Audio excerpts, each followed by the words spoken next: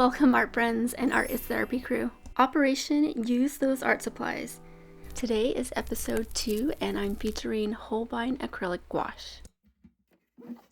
I have all these amazing art supplies that I need to be working with and use them into my rotation. So my mission is to use them, connect with them, appreciate and remember why I added them to my collection. Also, continue to work with them in my art practice and my sketchbook work. Hi, my name is Vanessa and I make art videos about a little bit of this and that, mainly things that pertain to sketchbooks. If that sounds interesting to you, consider subscribing. I am grabbing my sketchbook that I typically use gouache, and I've had this color harmony book to help me out with a color palette. I do recommend this book if you need some help at times when you're stuck with what kind of color palette to work with. So I'm just flipping through here and trying to find a color palette that speaks to me. I have my composition outlined, most of it anyhow, and I didn't have an idea for colors. That's why I pulled out that color harmony book, but this is what I am going to be using, plus some white, and yeah, let's go for it. Now, acrylic gouache is very similar to a traditional acrylic paint. One thing that is a little bit different with acrylic gouache is that the work time is a little bit of a shorter window. It does dry a bit faster than traditional acrylic. And when you're working with traditional gouache, this medium has a longer work time because you can re-wet this paint when dry. Acrylic paint has acrylic polymer as the binder, whereas traditional gouache has gum arabic, and it is non-permanent. Let's talk a little bit about the blending technique with each type of acrylic and gouache. So with blending with acrylic gouache, it is a bit harder to get softer blends than traditional acrylic paint, which is a little bit easier, and traditional gouache is, I would say, a bit easier to get soft blends. Going back to work time, acrylic gouache, faster drying. Traditional gouache, it's a little bit longer, open window for you, and you can re-wet. Traditional acrylic paint, dry time is moderate. For those artists that are curious about which paint you want to work with, these are some things to consider as you are selecting your paint, whether you're buying that or if you just want to play around with these type of painting media and take a look at what effects you want. If you like to work in lots and lots of layers and you want waterproof when working on the next layer, acrylic paints are going to be it for you. You guys, I'm sorry about my hand just like covering as I'm painting, but it is so hard for me to find a perfect angle for me to film and paint. My area right there where my camera sits is a little cramped, so sometimes as I'm painting, the paintbrush handle will hit the camera, so I do apologize, but I'm working on trying to find the right angle, but this is what I have for you today. Again, I'm sorry. Now, acrylic gouache and traditional gouache are great for people that are illustrators and they are photographing their work. It is quite easier to photograph the work because these types of paints are matte, and when you have something like traditional acrylic paint, it is glossy or satin. They're harder to photograph because of the flash and the glare, so that's also something to keep in mind when you're selecting a type of paint. Let's take a moment and look at the finishes. So we have right here acrylic gouache. This is what it looks like when it's dry. Matte, as you can see, and good for small surfaces because this stuff is very expensive and they typically come in a tube like this. Sometimes they come in a bigger tube like this one, which is 1.35 ounces. This one is 0.68 ounces. Now your traditional acrylic, this one's heavy body. You can get, I've recently been into soft body, which I have a bigger container of that, bigger bottle of it. I love this stuff personally over this. But anyhow, this one's a satin finish. I painted this small canvas with the heavy body. The finish is like a semi-gloss, so this is a little more tricky to photograph because of the gloss. This is going to be your traditional gouache, and the finish is matte. Easier to photograph. There's no glare. Small tube, but highly pigmented, very pigmented. Not as pigmented as the acrylic gouache. This wins first place for being most pigmented.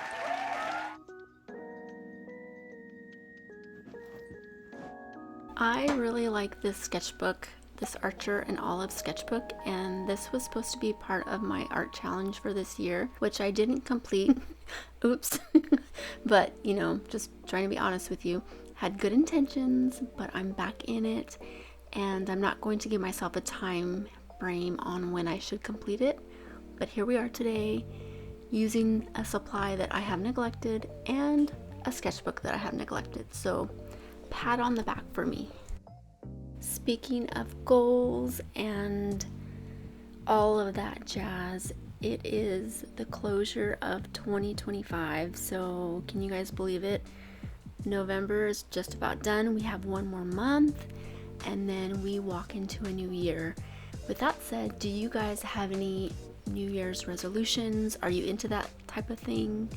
Let me know if you do or you don't, if you'd like to share, that is. For me, it's a time to reboot and revive my mental health and reflect how most of the time I kind of taper off on those mental health goals and get them back in check and back in place, so to speak. So that's what I like to do at the beginning of the year. It kind of feels like a nice clean slate. I do that for the new year and around my birthday time as well. Quick note about my nails. I filmed this over the course of a week, and so you'll see my nails in different states of transition. This is what it looks like right now. I am going to fill in this white space. I'm going to do something here, and then I need to start working on this soon, so let's do it. That looks better. I think I'm going to work on the trim around the lotus. Leave it alone and then work on that. Let the idea simmer of what I want to revise on this, but trim, let it be, and then we're working on this one. All right, let's do it. So common techniques that I use when I'm painting are going to be your traditional wet on wet, wet on dry, and I also like to stipple as well, along with some hatching, and add a bit of texture with the hatching and stippling. One key thing to building interest and depth in your work, even if you're working as an abstract artist, is to work in layers.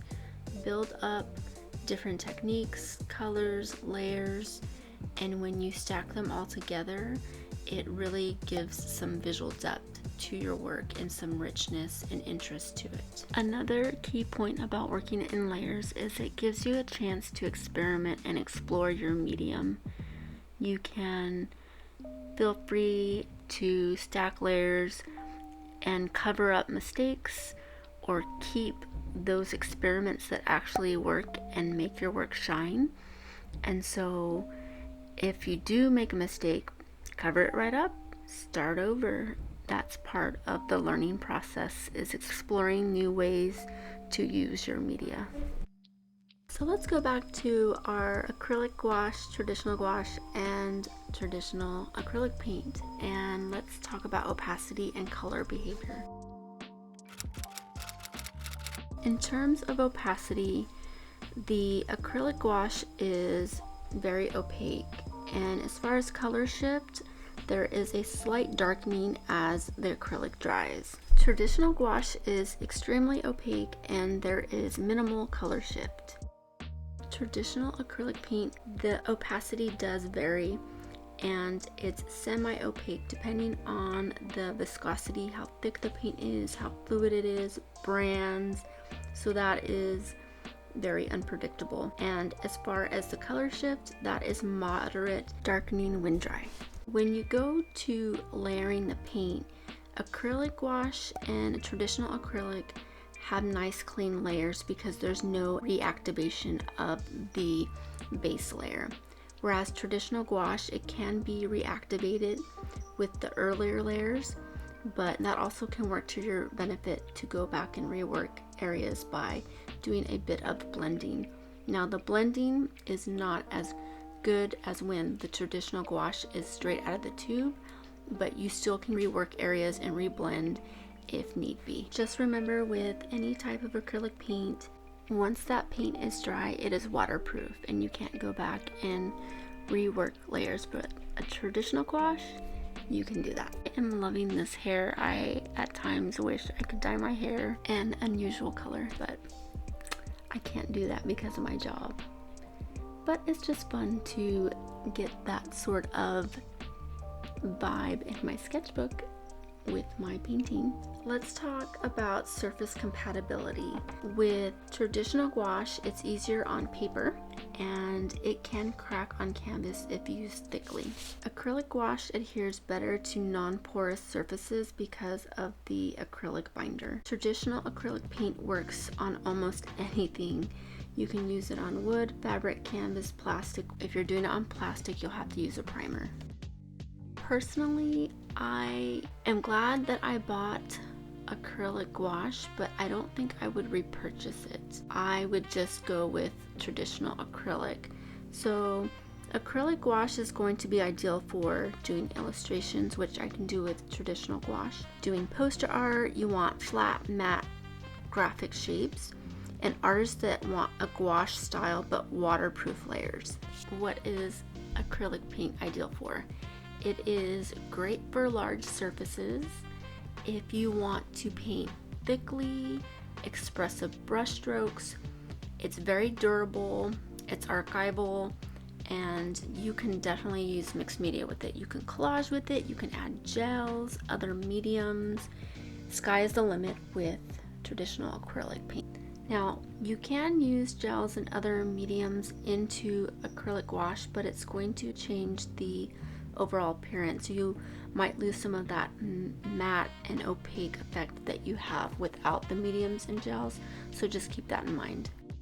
Let's give this gal some rosy cheeks with a glazing technique.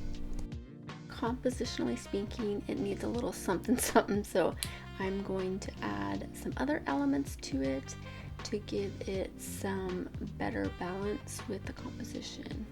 I haven't tried other brands of acrylic gouache, but I will say this Holbein is superb.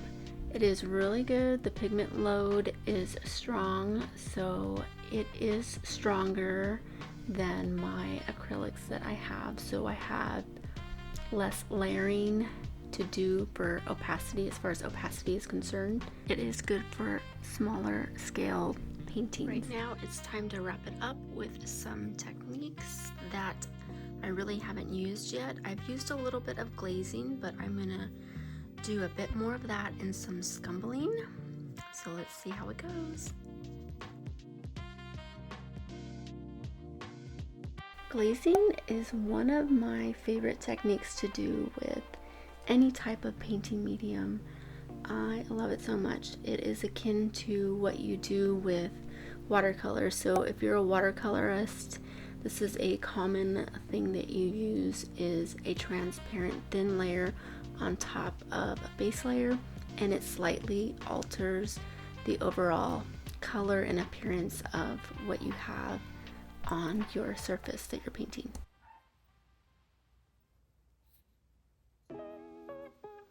Once that base layer has dried, I'm going in with a second layer just to build up the opacity in some parts where I want it more detailed. Let's continue to glaze here and there and everywhere. I'm going to do some scumbling along the edges. I'm going to round it off.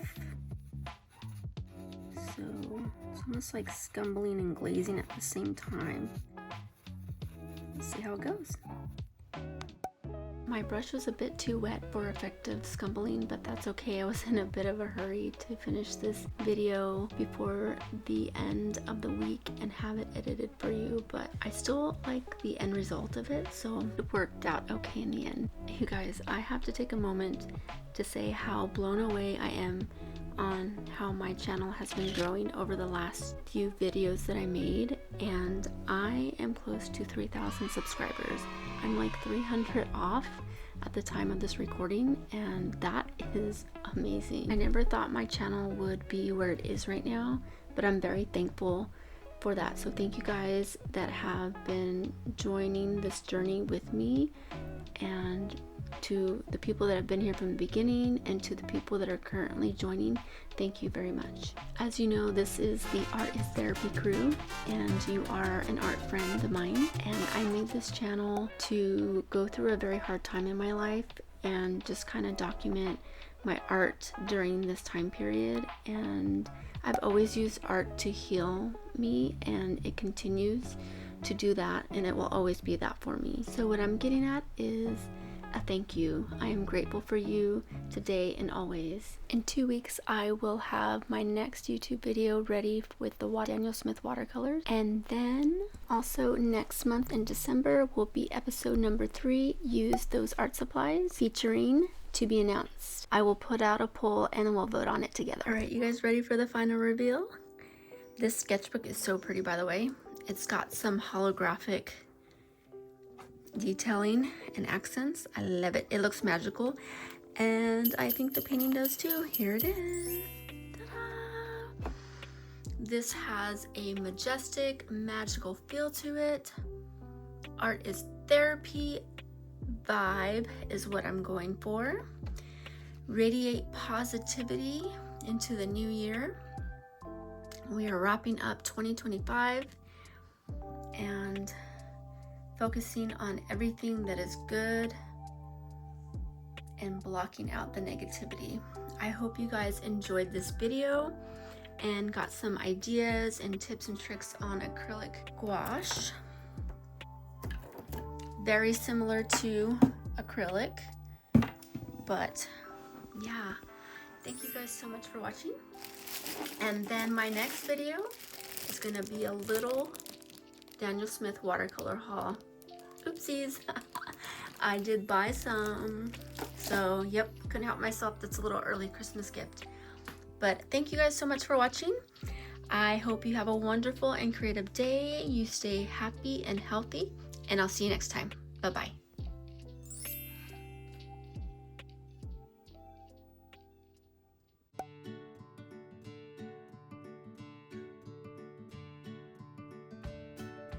Look who's also here to join me as I edit my video. It is Quasi, also known as Q-Tip. Quasi, you want to get off Mom's shoulder? It's a nope. It's a no.